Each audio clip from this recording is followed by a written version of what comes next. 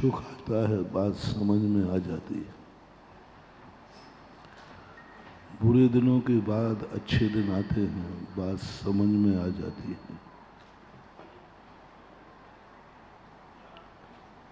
एक पापी आदमी पुण्यात्मा बन गया, बात समझ में आ जाती है। एक अधर्मी धर्मी बन गया, बात समझ में आ जाती है। एक गरीब आदमी अमीर बन गया, बात समझ में आ जाती है। छोटा आदमी बड़ा बन गया, बात समझ में आती है। ये सारी बातें विकासवाद की हैं। विकासवाद तो समझ में आता है, क्योंकि विकास सभी चाहते हैं। भगवान भी चाहते हैं कि जगत का विकास हो। हम साधु संत भी चाहते हैं जगत का विकास हो। प्रत्येक व्यक्ति चाहता है कि हमारा विकास हो। संसार में ऐसा कोई व्यक्ति नहीं है जो अपना विकास नहीं चाहता।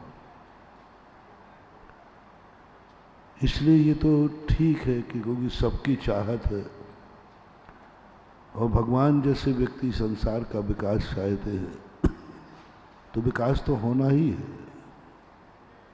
होगा ही। ये कोई आश्चर्य की बात नहीं, क्योंकि जिस कार्य को हर व्यक्ति चाह रहा हो वह तो होना ही है, उसको कोई रोक नहीं सकता। इसलिए कोई भी कार्य करने के पहले अपने अंतर की चेतना से पूछो तुम क्या चाहते हो, तो आवाज आएगी हम विकास चाहते हैं। हम जहाँ हैं वहाँ से आगे बढ़ना चाहते हैं। हम जितने हैं उससे ऊंचे उठना चाहते हैं। हर चीज में महानुभाव, यदि यह अंदर की आवाज आई है तो आपको वह सब कुछ मिलेगा जो तुम चाहते हो। आवाज अंदर की चाहिए, आवाज अंदर की चाहिए। मैंने एक बार कहा था, प्रातःकाल उठने के संबंध में बहुत बड़े मनोवैज्ञानिक ने लिखा है, डॉक्टर फ्राइडे, कि यदि आप पकड़ सको तो निद्रा खुलते ही प्रथम सेकंड में जो तुम्हारा भाव आया है वही तुम्हारा 24 घंटे निकलेगा। 12 घंटे पक्का है, बस वो पहले सेकंड की आवाज पकड़ना है। पहले सेकंड जब आप उठे थे तो आपके मन में क्या विचार आया था? कुछ फीलिंग अच्छी लग रही थी कि कुछ फीलिंग अच्छी नहीं लग रही थी? अच्छी लग रही थी यदि वो 1 सेकंड की बात पकड़ पाए हम। 1 सेकंड में भी कई हिस्से कर दीजिए, बहुत सूक्ष्म होता है। प्रथम पॉइंट जो होता है वो सूक्ष्म होता है, बहुत कठिन है वो। अपन को स्वयं को भी पकड़ में आना बहुत एकाग्र होना पड़ता है, बहुत एकाग्र। और उस क्षण को जब व्यक्ति पकड़ लेता है, बस वही दिन भर का निर्णय होता है। साधु संत जो तुम्हें आशीर्वाद दे देते, कभी टाल देते, आज नहीं कल देखें, कभी दे देते, कोई कारण नहीं मालूम। उनका जो प्रथम क्षण है वो उन्होंने आज पकड़ा था कि आज आशीर्वाद मत देना, ठीक नहीं है। वो पहला क्षण पकड़ा था। पहले क्षण में सारे दिन भर की घोषणाएं होती हैं, और कई बार तुरंत दे देते हैं, क्योंकि पहला क्षण पकड़ा, कुछ अच्छा संकेत मिला था, फीलिंग अच्छी। कोई संकेत का अर्थ कोई शुभ सगुन नहीं, एक फीलिंग होती है। उठने के समय पहले क्षण में जो फीलिंग हुई है वह फीलिंग हमारी निर्णायक है। यही सोते समय अंतिम जब निद्रा लगने वाली है, अंतिम की फीलिंग आप बताओ क्या है। बस तुम्हारी रात वैसे ही निकलेगी। अंत में जब आपकी बिल्कुल निद्रा लगने ही वाली है, उस समय की फीलिंग को यदि आपने पकड़ लिया, आप देखना आपको सुबह वही समाचार मिलेगा, वो रात में घटित हो गया। भय हुआ है तो कोई आपको भय का समाचार मिलेगा, कोई निर्भय, कोई आह्लाद, कोई कुछ भी चीज हुआ, वो एक सबसे बड़ी चीज।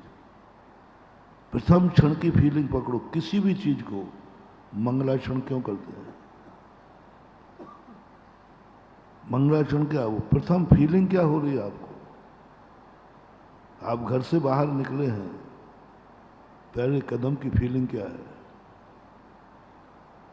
पहला कदम आपकी फीलिंग क्या है? आपके अंदर की आवाज क्या है? उस आवाज को कैच करना वही होगा। हम मंदिर आए हैं, मंदिर के दरवाजे पर जैसे ही प्रभु दिखा, आपकी फीलिंग क्या है? बनावटी मत करना, इसमें बेईमानी मत करना, क्योंकि ये सब कुछ तुम्हारे साथ खुद होने वाला है। बेईमानी दूसरे से करो, बात बन जाएगी। अपने से बेईमानी मत करना। अपने को मत टालने, नहीं मुझे तो बहुत अच्छी फीलिंग हुई, कुछ नहीं होने वाला है इससे। भगवान को जैसे ही आपने देखा, कैसी फीलिंग हुई? कैसी फीलिंग हुई? जैसे ही आपके नाम से शांति धारा की बोली टूटी, टूटते ही फीलिंग बताओ क्या हुई? टूटते ही, एक सेकंड के बाद की नहीं, टूटते ही फीलिंग क्या हुई? वो कैच करो। वो शांति धारा आपको वही फल देगी जो आपके नाम से शांति धारा टूटी। और आपको फीलिंग क्या हुई? तुरंत उसने 3 कहा, यहां स्पंदन होगा, नियम से स्पंदन होगा। बस वो शांति धारा तुम्हें फलेगी। वो स्पंदन हमें पकड़ना है पहले क्षण का, चाहे वो धर्म क्रिया हो, चाहे कोई भी क्रिया हो। आपने दान की बोली बोल रही है, आपके दान के 3 बोलते ही पूरी सभा को देता हूं। जैसे 3 हुआ, आपको कैसा लगा? आपकी फीलिंग बताइए। एक बोली सारी पूरी सभा को अमीर बना देगी। दान देने वाली नहीं। इसलिए मैं सदा कहता हूं कि गरीब लोगों के लिए जिस दिन बोली बोले उस दिन जरूर आना चाहिए, क्योंकि वो गरीब है, क्योंकि बोली ले नहीं पाएंगे, इसलिए जरूर आना चाहिए। बोली लेने वाला नहीं आए तो कोई बात नहीं, लेकिन नहीं लेने वाले को जरूर किसी दिन आवे या नहीं आवे, बोली बोलते समय जरूर आना चाहिए। और अमीर आदमी को इसलिए आना चाहिए कि कल भी अमीर रहना है उसे। ले या ना ले, मैं लेने की नहीं कह रहा हूं। अमीर को इसलिए नहीं बुला रहा हूं कि वो बोली ले ले, गरीब को इसलिए नहीं बुला रहा हूं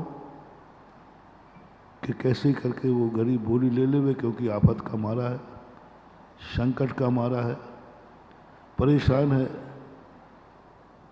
वो बोली ले लेगा। नहीं, मैं तुमसे कभी भी भगवान का और निजी स्वार्थ रख के मैं कभी उपदेश नहीं देता। मैं बताया था मैंने एक दिन कि मेरे गुरु ने बिहार करते समय सन 1986 में एक मंत्र दिया था, निजी किसी भी आशीर्वाद देते समय निजी स्वार्थ नहीं रखना, सामने वाले का हित मत विचारना, जाओ सफलता तुम्हारे रास्ते में बिछी मिलेगी। क्या शब्द कहा? रिपीट। निजी स्वार्थ नहीं रखना और सामने वाले का हित। इसलिए मैं कभी भी कोई उपदेश देता हूं आप लोग भले कुछ अर्थ लगाएं कि महाराज उपदेश इसलिए दे रहे हैं, दान पर उपदेश दे रहे हैं, पूजा का उपदेश दे रहे हैं, साधु भैयावृत्ति पर उपदेश दे रहे हैं, आहार दान का उपदेश दे रहे हैं, बिहार के उपदेश दे रहे हैं, तो आप लोगों की तुरंत थिंकिंग जाएगी, क्योंकि जो जैसा है वैसे ही सोचेगा। लगता है अब महाराज जी को देखो, अब महाराज जी मालूम इसलिए क्यों कह रहे हैं, इसलिए कह रहे हैं। अब मालूम महाराज जी क्यों कह रहे हैं, क्योंकि अब तीर्थ क्षेत्र बनना है ना, इसलिए महाराज अब दान की कहेंगे। देखना मंदिर में अभिषेक करने वाले बहुत कम है ना, अब महाराज आएंगे तो बढ़ाएंगे। अब महाराज आएंगे तो मंदिर के अभिषेक करने वाले बढ़ाएंगे, क्योंकि महाराज ने देख लिया कि मंदिर में तो अभिषेक करने वाले कोई है ही नहीं। अब महाराज बढ़ाएंगे, अब महाराज जरूर प्रवचन देंगे, और महाराज जरूर जम के प्रवचन देंगे, बहुत गुस्से में XYZ, क्योंकि मंदिर में कोई अभिषेक करने वाला नहीं मिला। माली ने कह दिया कि महाराज जी आज किसी ने अभिषेक नहीं किया। आज तो भैया महाराज के पास समाचार पहुंच गया, आज तो महाराज जम के बरसेंगे। ये आप लोगों का सोच होता है, सोच होता है। स्वाध्याय करने वाले नहीं मिल रहे, इसलिए आप स्वाध्याय पे बोले। साधुओं के लिए अच्छा चौके कम लग रहा है, इसलिए आप महाराज जी अब देखना अब चौके पे बोलेंगे महाराज, आहार दान महान दान, आहार दान महान दान बोलेंगे। अच्छा, और तुम लोग आज महाराज जी ने आज इस पे बोला है, इसका अर्थ है कहीं ना कहीं गड़बड़ तो हुआ है। सब यही सोच, आज कोई गड़बड़ तो हुआ है। महाराज जरूर बोलेंगे, क्योंकि आज कुछ गड़बड़ तो हुआ है। स्वाध्याय करो भाई। अच्छा, शास्त्रों में दीमक लग रहा है और कोई स्वाध्याय करने वाला नहीं है, अब जरूर महाराज बोलेंगे तुम लोगों ने शास्त्रों को पढ़ा नहीं। और महाराज आज जरूर प्रवचन देंगे, क्योंकि कल अपन लोग किसी क्रिया की बैठक में गए थे कहीं, तो प्रवचन में सभा में कम थे, कमेटी वाले भी नहीं थे। आज तो महाराज खैरियत खबर लेंगे, आज जरूर सबको डांट पड़ना है, क्योंकि महाराज पंडाल में आए उस समय कोई नहीं था। तो बोलो अब आप लोगों की हालत क्या हो रही है। आज तो पक्का है महाराज पंडाल में आए, कोई भी नहीं था, मंच लांसर भी नहीं था, वो भी डर रहा है महाराज जी आ गए और मैं नहीं पहुंच पाया। अब तो भैया आज तो मामला नहीं मान पाओ, बिल्कुल सोच तुम्हारा गलत है, 100% सोच गलत है, 100% सोच गलत है। मेरा सोच तो एक ही होता है कि यह मौका तुम 5 मिनट लेट हुए हो, 5 मिनट की कमाई तुम्हारी कम हो गई, इसका मुझे लोभ जागता है। मंदिर में अभिषेक करने वाले नहीं हैं, इसलिए मैं तुम्हें कभी अभिषेक को नहीं बुलाऊंगा। भगवान से मैंने कह दिया, भगवान ज़्यादा मत समझना कि मैं आपके अभिषेक करने वाला बुला लो, आपके लिए तो मैं एक बूंद पानी नहीं डलवाऊंगा। आपका अभिषेक नहीं होवे तो हमें कोई दर्द नहीं है, मैं कभी दुखी नहीं होता। कोई कहता महाराज भगवान का अभिषेक नहीं हुआ, बन के नहीं हुआ, क्या फर्क पड़ता है, क्या फर्क पड़ता है, नहीं हुआ तो नहीं हुआ। महाराज जी अभिषेक नहीं हुआ तो कुछ क्या हो गया, नहीं हुआ तो नहीं हुआ। महाराज जी मंदिर में अभिषेक करने वाले नहीं है तो नहीं है, नहीं है तो क्या हुआ। भगवान का अभिषेक नहीं हुआ तो क्या हुआ, कौन से भगवान को गर्मी चढ़ गई है। नहीं हुआ तो नहीं हुआ, कभी नहीं। मुझे तो कभी आज तक कभी भगवान का अभिषेक नहीं होने पर कभी विकल्प नहीं आता। मैं तो एक बार कहता, मंदिर जाता हूं, मैंने कहा ठीक भगवान क्या क्या जरूरत है आपको, आपका अभिषेक नहीं हुआ तो बताओ आपका क्या बिगड़ गया हो, गर्मी चढ़ गई हो, गंदे ज्यादा हो गए हो, कुछ नहीं बिगड़ना, कुछ नहीं बिगड़ना। और अभिषेक हो जाएगा तो आपको कौन सा लाभ मिल जाएगा वही बता दो। भगवान को ना तो अभिषेक होने पर किंचित मात्र भी लाभ है। कर्म प्रबंध निगडैरपिहीन ताप्तम ज्ञात्वा अपि भगवान। मैं जान रहा हूं इस अभिषेक से आपको कोई लाभ नहीं है, और नहीं हुआ तो आपको कोई हानि भी नहीं। मैंने कभी भगवान के लिए अभिषेक का उपदेश नहीं दिया। कभी मैंने ये नहीं कहा रे शर्म करो रे, भगवान का अभिषेक नहीं हो रहा है, थोड़ा शर्म करो, आज भगवान का अभिषेक नहीं हो रहा। मैं कभी नहीं बोलता ये बात। मैं क्या बोलता हूं, भगवान का अभिषेक नहीं हुआ, भगवान का कुछ नहीं बिगड़ा, लेकिन मेरे भक्त ने अभिषेक नहीं किया, इसका तो सब कुछ बाजार लुट गया। इसका लुट गया बाजार, ये लुट रहा है। भगवान बैठे हैं और उनका लाभ नहीं ले रहा है। भगवान बैठे हैं और अपने आप के पाप नहीं धो रहा है। भगवान बैठे हैं, देख कितना घाटा हो रहा है। सामने ग्राहक खड़े हो और दुकान बंद हो तो बोलो ग्राहकों का नुकसान कि दुकानदार का? दुकानदार का। भगवान का लाभ देख, लाभ लेना था एक दिन भगवान का, किसी ने लाभ नहीं लिया, किसी ने लाभ नहीं लिया, इसका दुख है मुझे। फिर मैं तब बरसूंगा, मैंने कि मूर्खो, साक्षात त्रिलोकीनाथ का भंडार का दरवाजा खुला है और तुम दुनिया में भीख मांगते फिर रहे हो, दुनिया में जाकर के अपने दुख रोते फिर रहे हो, और जो लाभ देने वाला उससे नहीं ले। तुम्हारे लिए कहूंगा, तीर्थ भगवान के लिए कभी नहीं बनाऊंगा, मंदिर कभी भगवान के लिए नहीं बनाऊंगा, बनाया भी नहीं, बनाऊंगा भी नहीं। कभी भगवान के निमित्त लेकर के कि बहुत अच्छा भगवान का मंदिर बने, भगवान बहुत अच्छे भगवान, मैं कभी नहीं बनाऊंगा भगवान। और भगवान से कभी नहीं कहूंगा कि भगवान आपका अच्छा मंदिर बन जाए तो आप मुझे आशीर्वाद मुझे देना, मैंने बनवाया है। मैं बनाते ही नहीं हूं। भगवान को कभी मंदिर बनाया नहीं, बना नहीं रहूंगा, बनाऊंगा नहीं, क्योंकि उनको मंदिर की जरूरत नहीं है। भगवान के लिए मंदिर बनाना भगवान का सबसे बड़ा अपमान है, भगवान का दुश्मन बनना है। बड़ी मुश्किल से इतनी तपस्या साधना करके वे मोक्ष गए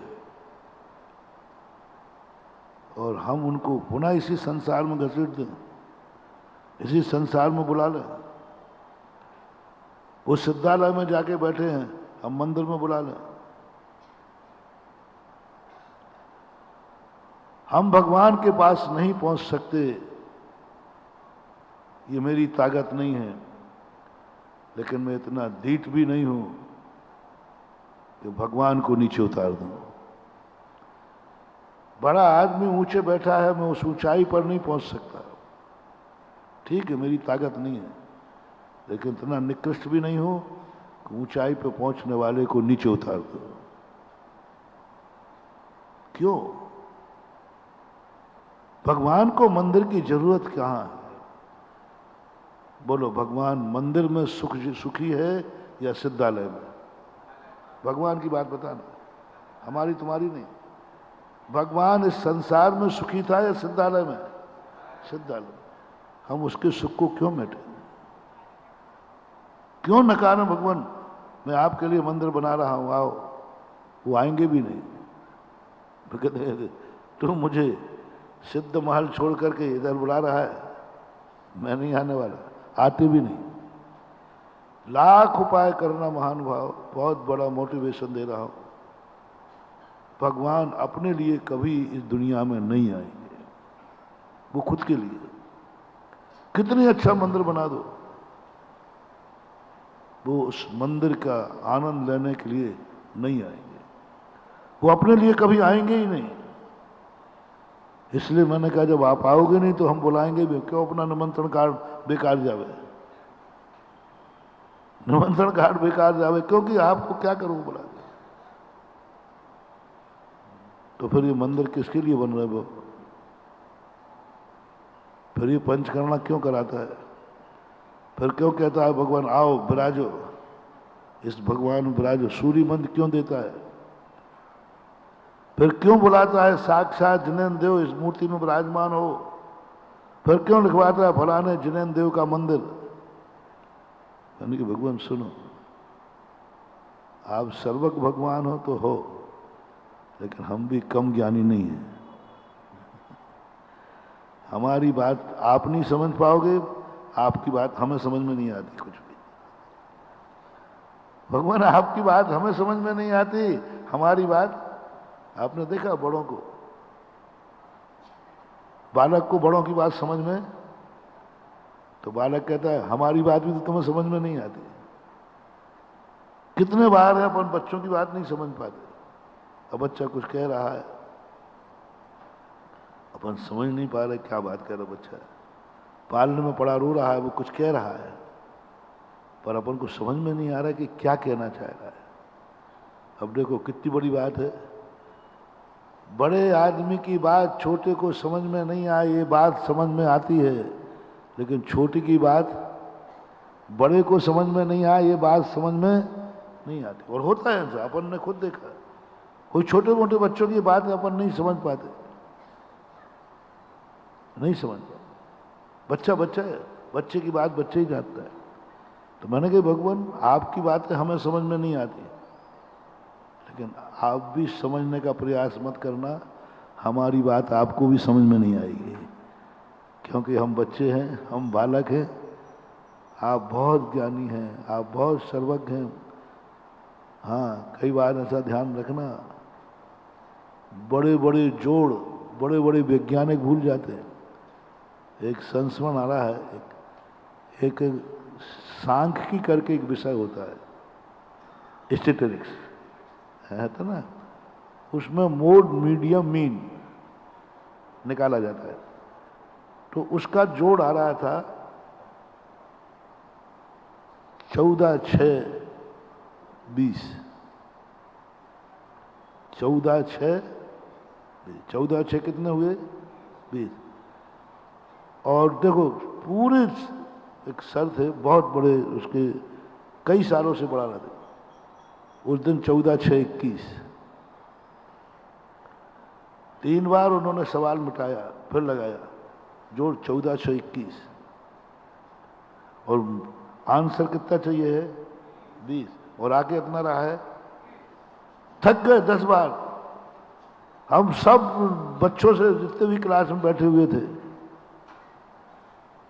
क्लास में बैठे हुए, यूनिवर्सिटी में बैठे हुए बच्चे सब बोले तुम लोग जोड़ो 14, 6, 21, 14, 6, 21, 14, 6, 50-52 लड़के थे प्लस टीचर, और 1 घंटे से 1.5 घंटे हो गया, एक की चूक कहाँ हो रही है? पूरा जोड़ लो, पूरा सब, कहीं एक गड़बड़ नहीं, पर आंसर 14, 6 हिप्नोटिज्म। हिप्नोटिज्म हो गया मन सबका, बच्चों का मन भी आ गया, बस वो भी उसी में घूम रहे, 14, 6, 14, 6, 21। अब यहाँ कोई पहली कक्षा वाला होता ना, तो वो सबकी हवा निकाल देता, वगैरह 14, 15, 16, 17, 18, 19 और 20। वो इन उंगलियों में कहते हैं अरे मूर्खों 20 होता है, 14, 6, 20। आकर उस दिन छुट्टी कर दी।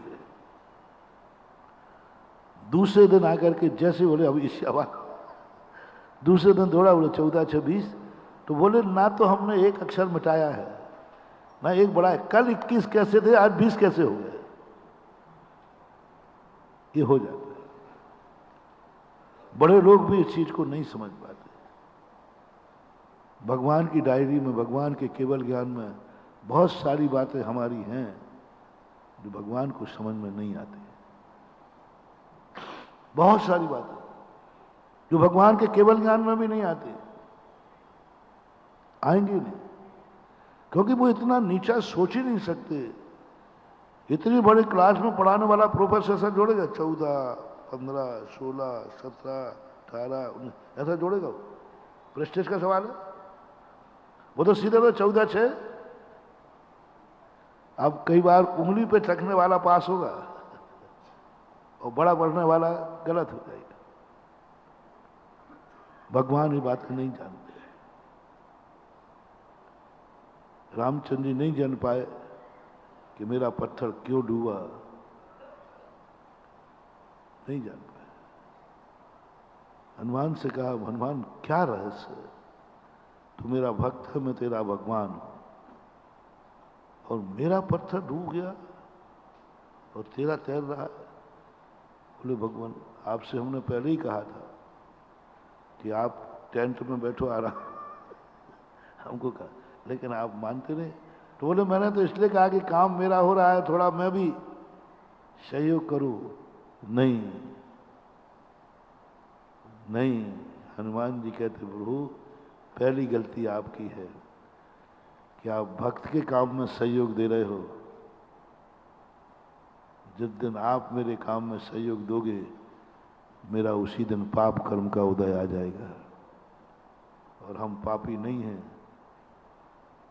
आपके काम में सहयोग करना मेरा कर्तव्य है, और मेरे काम में आपका सहयोग करना ये भक्तों का अनादर है।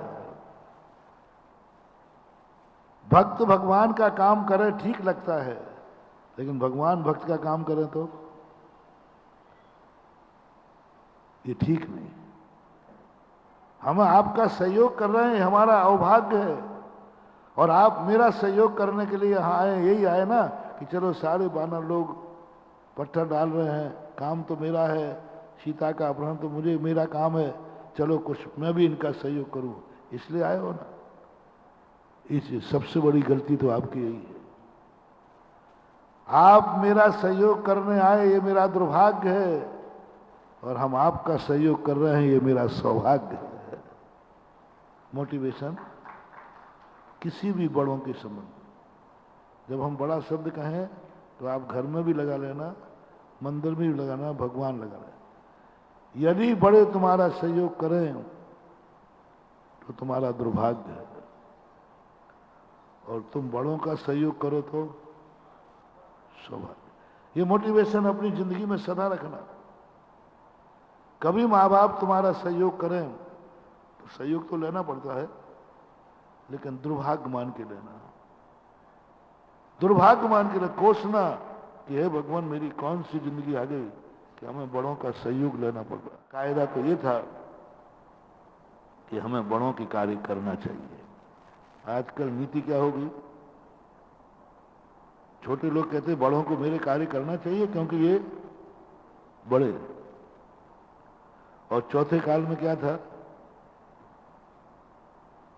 चौथे काल में क्या था कि बड़े मेरा, बस मुझे सब कुछ परेशानी मंजूर है, कभी बड़ों का सहयोग न लेना पड़े,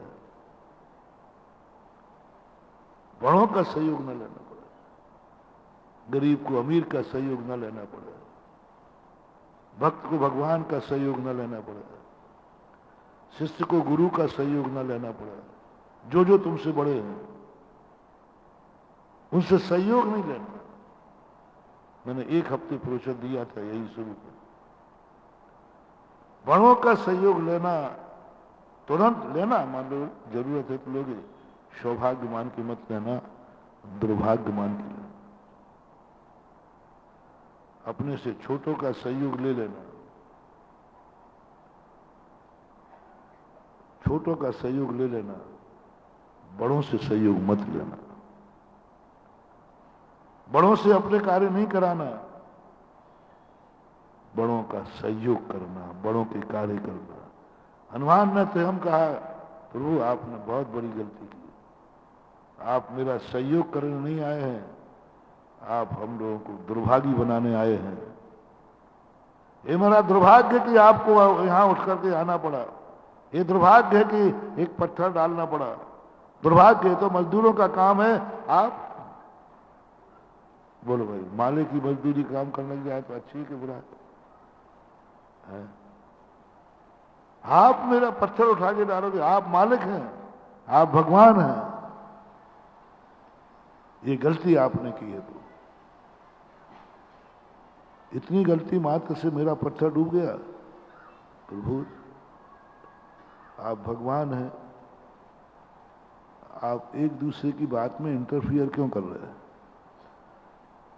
आप क्या जानते हैं मैंने तो कभी नहीं पूछा, आपके रहस्य मैंने तो नहीं पूछे, आप मेरा रहस्य क्यों पूछ रहे हैं? आप तो विराजिए, बैठिए, पुल बन जाएगा। पहले ये बता मेरा पत्थर डूबा क्यों? तेरा पत्थर तैरा क्यों? बड़े आदमियों को सबसे ज्यादा तकलीफ कब होती है? जब जो कार्य स्वयं बड़ा होकर न कर पाए, छोटा कर दे, तब तकलीफ होती है कि अरे तो मेरी बेइज्जती है, छोटा ने कर दिया, मैं नहीं कर पाया। तेरा पत्थर तैरा, सब नाच रहे हैं, सब देख रहे हैं और सब हंस रहे हैं। और तुम हनुमान जी खूब नाचे जब रामचंद्र जी का पत्थर डला, खूब नाचे। बड़ों का, क्योंकि बड़ों का अपमान बहुत कम मौका मिलता है बड़ों की हंसी उड़ाने का, और मिल जाए तो छोटे जम के नाचते हैं। हनुमान जम के नाचो, सबको यहाँ और देखो देखो रामचंद्र जी का पत्थर डूब गया, अरे देख अपने सब पत्थर तैर रहे। रामचंद्र जी कहते हनुमान थोड़ा चुप रहे, क्यों बेइज्जती कर रहा है? बोले प्रभु कब मिलेगा मौका? हमारे तो मौके हमेशा ही बड़े रहते हैं क्योंकि हम तो छोटे आदमी हैं, आपका मौका कब मिलेगा? ऐसा थोड़ा नाच लेने दो बड़ों की इस पर, थोड़ा दिखा देना सबको, सबको दिखाया, सब इकट्ठे कर देखो रामचंद्र का पत्थर वो डूब गया और अपने पत्थर तैर रहे। रामचंद्र जी पूछते हैं बेटा रहस्य क्या है? हनुमान बता, रहस्य बता। बोले मत पूछो, आपके लायक वो रहस्य नहीं है। आप पूछे करोगे क्या? आप कर नहीं पाओगे, और करोगे तो आपकी बेइज्जती होगी। जो मैं कर रहा हूं मेरी इज्जत बढ़ रही है, और आप कर नहीं पाओगे, वो करोगे तो आपकी बेइज्जती होगी, आपकी भगवत्ता पर दूषित हो जाएगी, और दुनिया तुम्हें भगवान कहना छोड़ देगी, भगवान कहना छोड़ देगी तुम्हें। इसलिए प्रभु भक्तों के अंदर की बातें भक्तों के पास, और भगवान की बात आप मर इसमें मत पड़ो।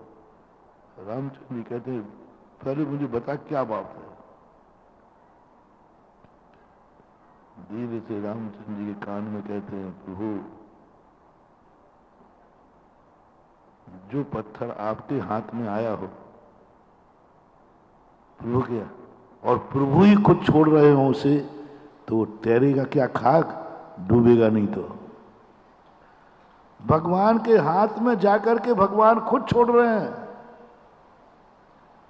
भगवान के पास पहुंच गया, हाथ में पहुंच गया, और भगवान उसको छोड़ रहे हैं। और जो भगवान के पास से छूटेगा, जो भगवान से छोड़ेंगे, उसका डूबना तो निश्चित है। भाग्य तो देखो उसके कि आपके हाथ में पत्थर आ गया, और दुर्भाग्य तो देखो भगवान ही उसको छोड़ रहे। रामचंद्र जी कहते हाँ तेरी बात में दम है। अब और ये और बता दे तेरा पत्थर तेरा क्यों? मेरा डूबा तो ये तो समझ में आ गया, तेरा डूबा क्यों? बोले भगवान नहीं बताऊं तो? वो तो बताना तो पड़ेगा, बताना तो पड़ेगा। बोले भगवान सुनो, मेरे पत्थर पर, हर पत्थर पर प्रभु का नाम लिखा है श्री राम, और जिस पर राम का नाम लिखा हो वो पत्थर डूब नहीं सकता, और जो राम के हाथ से छूट रहा है वो कभी तैर नहीं सकता। भगवान लिखो अपना नाम, लिखो अपना नाम, लिखो अपना नाम लिखो, या फिर मेरा नाम लिखो। तो मेरे नाम का पत्थर तो तैरने वाला है ही नहीं, और आप खुद अपना नाम लिखिए ना। मैं सारे जगत को कहूंगा रामचंद्र जी अपना स्वयं का नाम लिख रहे हैं श्री राम। हमारे यहाँ नैतिकता है, स्वयं का नाम जब बच्चों से नाम पूछते ना तो बोले तेरे पिताजी का क्या नाम है? श्री श्री। अब स्वयं का पूछो तो बोलो क्या नाम बताओगे? बोलो मनोज, तुम्हारे पिताजी का काम काम क्या था?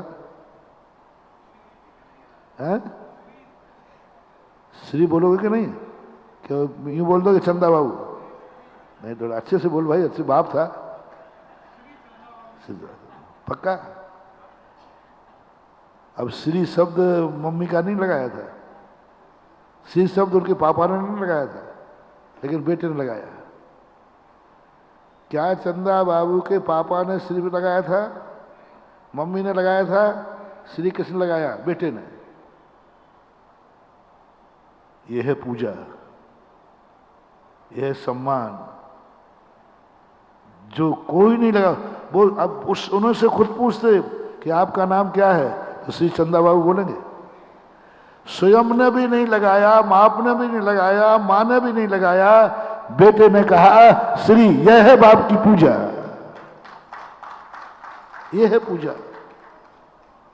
अब तुम्हारा नाम क्या है? श्री बोलो ना, श्री श्री 2-3 बार लगा लो। बाप के साथ एक श्री तो बेटा के साथ 3 श्री। श्री श्री लोग पागल कहेंगे, देखो ये पागल हो गए। लिखिए, आप पूजा कीजिए, आप खुद की पूजा कीजिए। पहली बात तो राम ही लिखिए आप अपने आप का। चलो राम फिर भी लिख दोगे, दस्तखत तो करोगे, श्री लिखिए आप, श्री राम लिखिए। और राम लिखने से पत्थर नहीं ठहरेगा, ध्यान रखना भगवान। श्री राम लिखने से ठहरेगा। आप श्री राम लिख के बताओ, और फिर मैं सारी दुनिया को विज्ञापन करता हूं, रामचंद्र जी ने भैया अपने नाम लिखाए श्री राम। कोई अपना नाम पूछ बताए, मेरा नाम श्री फलाने चंद है, तो लोग उसको ज्ञानी समझेंगे कि अज्ञानी? अपने नाम के आगे कभी श्री शब्द नहीं लगता। गजब, हमारे इतने बड़े आचार्य हुए, इन्होंने कभी आचार्य शब्द का प्रयोग नहीं किया। 90%, एक आध दो को छोड़कर कभी प्रयोग नहीं किया आचार्य। कभी नहीं लिखा उन्होंने आचार्य कुंद कुंद, आचार्य समंतभद्र। मैंने आचार्य जी की किताबें देखी, उन्होंने नाम विद्यासागर तो लिखा है, लेकिन आचार्य विद्यासागर नहीं लिखा। किसी ने भी नहीं लिखा आचार्य कुंद कुंद, आचार्य समंतभद्र लिख देते। समंतभद्र ना आगाड़ी है ना पिछाड़ी है, ना महाराज है ना जी है, कुछ नहीं, सीधा समंतभद्र स्वयं ने। इसमें कोई चमत्कार नहीं है। समंतभद्र में चमत्कार नहीं है महानुभाव, कुंद कुंद में चमत्कार नहीं है। अब देखना, मैं चमत्कार लगा रहा हूं। परम पूजनीय श्री समंतभद्र महाराज। अब पूजा, अब वो पूज्य हो गया, अब वो पूज्य हो गया। क्या लग गया? श्री लग गया, पूज्य लग गया, XYZ कोई शब्द लग गया, जी लग गया। अपने नाम से बोलो, चलो श्री मत लगाना, मेरा नाम का बोल दो, मनोज कुमार जी है। जी बोलो ना, जी बोलने में क्या आपत्ति है? नहीं बोलो। जी बोलोगे तो अपवाद है, श्री लगाओगे तो अपवाद है, और श्री और जी नहीं लगेगा तब तक चमत्कार होने वाला नहीं है। हनुमान ने लिखिए साहब, श्री रामचंद्र जी। रामचंद्र जी कहते, कैसा पागल, मैं श्री कैसे लगाऊंगा अपने नाम के आगे? तो भगवान श्री लगाए बिना तैरेगा नहीं, क्योंकि पूजा और पूज्य, जब तक पूज्य पूजक भाव नहीं बनेगा तब तक पत्थर नहीं ठहरेगा। और स्वयं पूजक और स्वयं पूज्य कभी हो नहीं सकता। पूज्य पूजक भाव बनाओ, आप बनाइए पूज्य पूजक भाव, लिखिए श्री राम इसके ऊपर, सारे जगत को दिखाऊंगा। सारा जगत गए, रामचंद्र जी इतने उतर गए, स्वयं की पूजा स्वयं कैसे लगेगी? जैसे मैं ही खुद करूं अपनी पूजा, वो कैसे करूं? बनेगी नहीं। उदा के चंदन तंदुर पुष्प कही चल सुदू ओम ह्रीम। मेरा नाम तुम लोग ले लेना या मैं ही ले लूं? मैं अपने नाम को ओम ह्रीम सुधा सागर आए जन्म जला में पाम थी, अब चढ़ाऊं कहां और बता दो। कैसा पागलपन हो जाएगा? पूज्य यदि स्वयं की पूजा करेगा तो पूज्यता खत्म हो जाएगी। पूज्य यदि स्वयं की पूजा करेगा तो पूज्यता खत्म हो जाएगी, नहीं करेगा। इसलिए निश्चय नय में स्वयं की पूजा होती है, वहां पूज्य पूजक भाव खत्म कर दिया, आराध आराधक भाव खत्म कर दिया, बस दो है ही नहीं, एक ही है। पूज्य पूजक भाव में चमत्कार है, पूज्य पूजक भाव में अतिशय है। और पूज्य शब्द जो लगाने वाला है वो भगवान नहीं लगा सकते मैं पूज्य हूं, पूज्य शब्द तो भक्त ही लगाएगा। भगवान कोई अपने नाम के आगे नहीं कर सकता, जैसे श्री नहीं लगाएगा पूजनी फलाने चंद। सारा जगत भली तुम पूजनी कह रहे हो, पूजनी महाराज जी, लेकिन मैं पूजूं, मैं अपना नाम बोलूं पूज्य फलाने सागर, कैसा लगेगा? पूज्यता खत्म हो जाएगी। स्वयं अपने आप को कोई पूज्य नहीं मान सकता और स्वयं की कोई पूजा नहीं कर सकता। पूज्य और पूजक भाव खत्म करना है तो एक ध्यान में चले जाओ, जहां ध्यान ध्याता ध्येय को न विकल्प बच दे, न पूज्य है न पूजक है। और चमत्कार करना है, अतिशय करना है तो पूज्य और पूजक भाव लाओ। और पूज्य पूजक भाव भगवान आपके हाथ में नहीं है, वो मेरे हाथ में है। मैं तुम्हें पूज्य बनाऊंगा, श्री लगाऊंगा। श्री लगाते ही राम क्या हो गए? और श्री क्या हो गई? पूजा। श्री क्या हुई? पूजा। और श्री की जैसे श्री लगा तो राम हो गए पूज्य। राम पहले पूज्य नहीं थे, राम शब्द पूजनीय नहीं था, श्री राम पूजनीय था। वो है चमत्कार, क्योंकि श्री पूजा है, सम्मान है। पूजा का सम्मान, वेलकम, आदर करना। रामचंद्र ने कहा ठीक है, अपना समूह लेकर के टेंट में चले गए। रामचंद्र पधारो साहब। तो अपन भी हनुमान से कम थोड़ी है, अपन को भी हनुमान ने अकल दे दी कि भगवान कभी तुम्हारे कार्य में इंटरफियर करें तो उनको भी ऐसा तर्क देना कि वो कहेंगे ठीक बेटा कर तू, मैं तो जा रहा हूं। इसलिए भगवान को मैंने कह दिया, मैंने भी कह दिया भगवान तुम्हारे लिए तीर्थ नहीं, तुम्हारे लिए मंदिर नहीं, और मैं तुम्हारा अपमान नहीं करूंगा। मैं तुम्हारा भक्त हूं, मैं इतना स्वार्थी नहीं हूं कि आप नीचे आ जाए। वहां आप बोर हो रहे होंगे अकेले, भगवान यहां आ जाओ थोड़ा सा। नहीं, फिर क्यों मंदिर बना रहा है? क्यों तू मंदिर में बुला रहा है पंचरण करके? क्यों सूर्य मंत्र देकर कहता है भगवान आओ साक्षात जन्मबिंब विराजो विराजो यहां? हम कहते हैं, दो विरोधी बातें सामने आ रही हैं। भगवान को बुलाऊंगा नहीं, भगवान के लिए, भगवान के लिए मंदिर बनाऊंगा नहीं, भगवान के लिए कभी दान कराऊंगा नहीं, कुछ भी नहीं कराऊंगा भगवान के लिए, मेरा नियम है। बस, तो फिर क्यों बुलाया तुमने? फिर क्यों घोषणा की तीर्थ क्षेत्र की? उस तीर्थ क्षेत्र में कौन? नहीं बैठूंगा कि तू बैठेगा? भगवान मैं तो नहीं बैठूंगा। तो क्या मैं बेशरम हूं, बिना बुलाए आ जाऊंगा? उनके नहीं भगवान, बिना बुलाए तो आप आने भी मत। तो फिर क्या मामला है? भगवान सुनो, मैं आपको नहीं बुला रहा हूं, आपके लिए नहीं बुला रहा हूं, मैं अपने भक्तों के लिए आपको बुला रहा हूं। बड़े आदमी को कितना भी लोभ देना, बड़े आदमी को कितना ही लोभ देना, वो नहीं आएंगे। भगवान आप आओ तो एक बार सही, ताकि गणी रे करूं मनोहार। बहुत लोग देते, आओ तो सही एक बार, नहीं आएगा। क्योंकि वो अपनी पूजा, अपना मान, अपना सम्मान कराने आता ही नहीं है। उसका सबसे बड़ा वीक पॉइंट है करुणा, दया, वो दूसरे को दुखी नहीं देखना चाहता, परोपकार, बस परोपकार, ये सबसे बड़ा वीक पॉइंट है। भगवान आपको नहीं बुला रहा हूं, ना आपका सम्मान में क्या कर पाऊंगा, मेरी क्या औकात है जो आपका सम्मान करूं, तो फिर क्यों बुला रहा है भगवान? हम पापियों का उद्धार करने के लिए आपको बुला रहा हो। आपके निमित्त से आप मंदिर में बैठ जाएंगे, हमारा उद्धार हो जाएगा।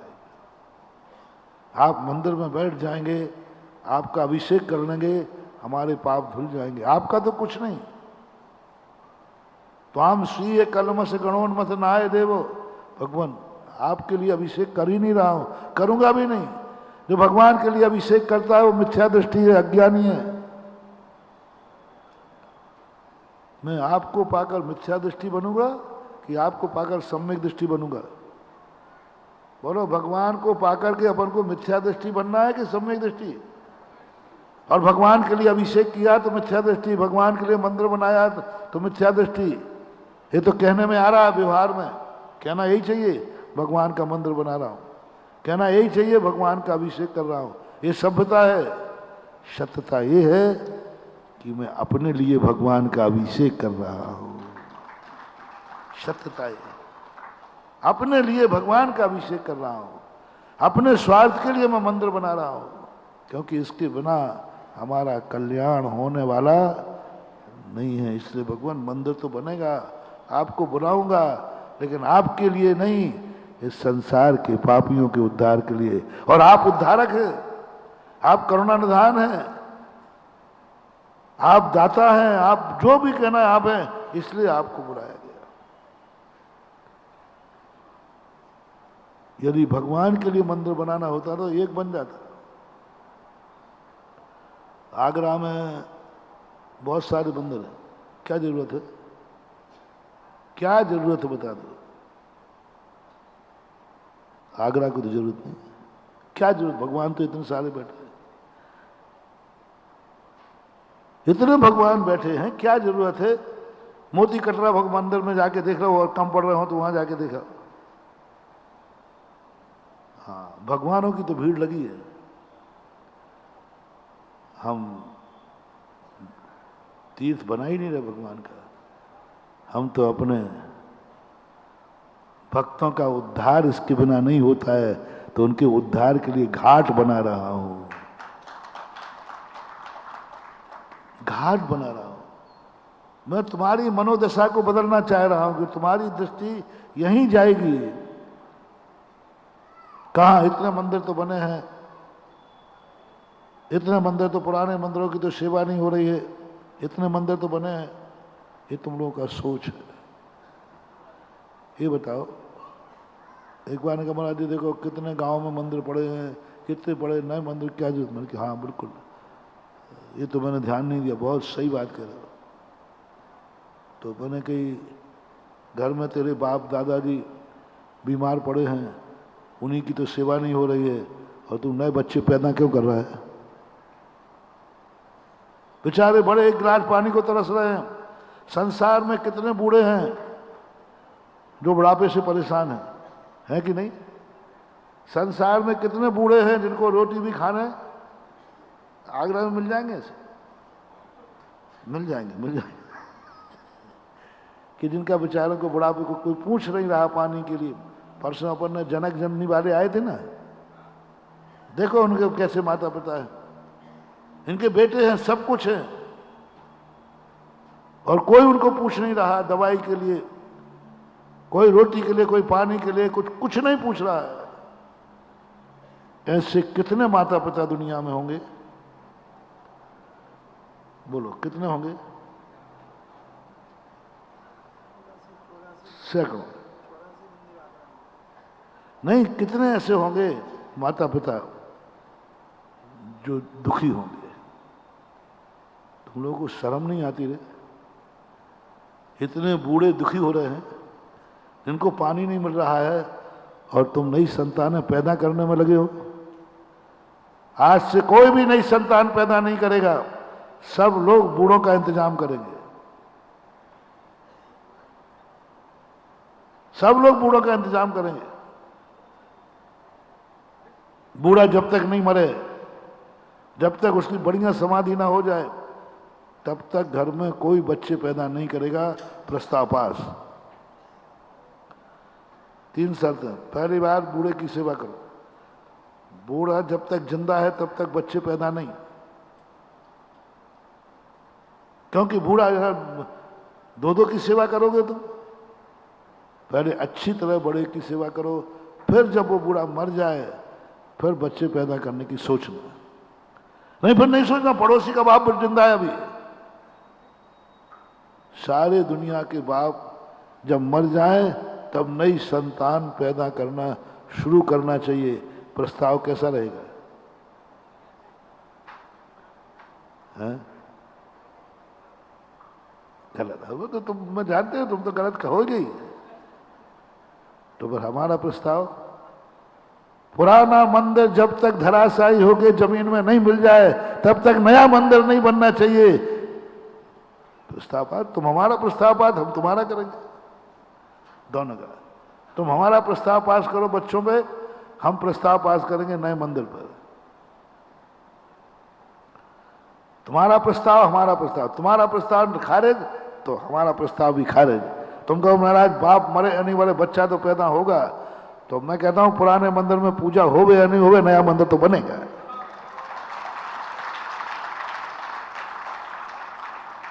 बाप मरे या न मरे, उसको सेवा होवे या न होवे, लेकिन कौन दंपति है जो नहीं चाहेगा?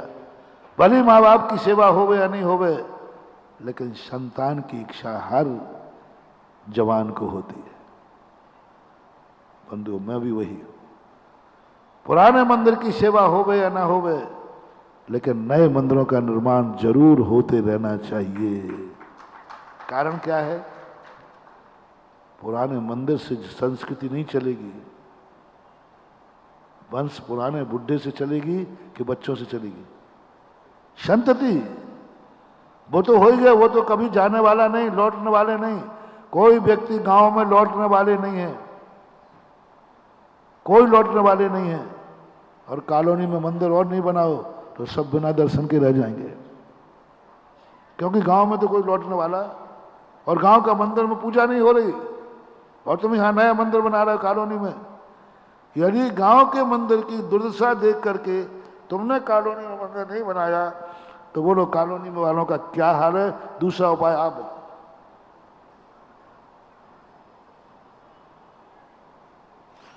दूसरा उपाय आप बताओ।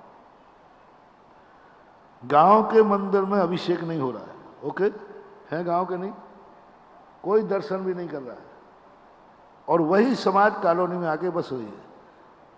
अब वहां मैंने बोला गांव के मंदिर में तो पूजा नहीं हो रही है और तुम यहां नया मंदिर बना रहे हो, तो अब उपाय क्या है? सब कॉलोनी वालों को पुनः गांव भेज सकते हो? नहीं भेज पाओगे। और यहां मंदिर बनाने नहीं दोगे, वो गांव जाएंगे नहीं, तो इसका अर्थ है कि बिना दर्शन के खाओ, बिना दर्शन के खाओ। महानुभावी, समझदारी नहीं।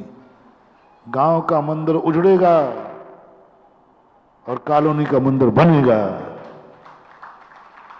वो जो बनता जाएगा वो उजड़ता जाएगा। अरे गांव के मंदिर तो उजड़ रहा है, कॉलोनी बना रहा है, यही नियत है,